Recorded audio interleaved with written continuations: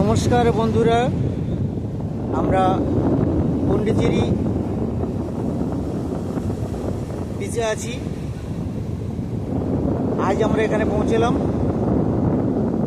তো অসাধারণ সমুদ্রের ঢেউ, অসাধারণ ঢেউ,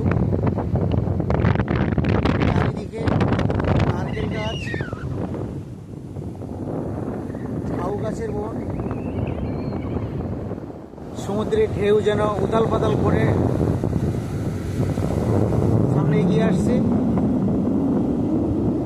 সত্যি দেখার মতো দৃশ্য।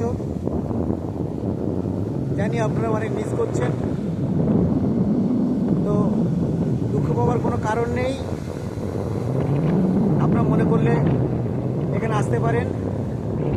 হাওড়া থেকে সরাসরি পন্ডিচেরি ট্রেন, সেই ট্রেনে এসেই আপনারা এই বিচের পাশে আসতে পারবেন।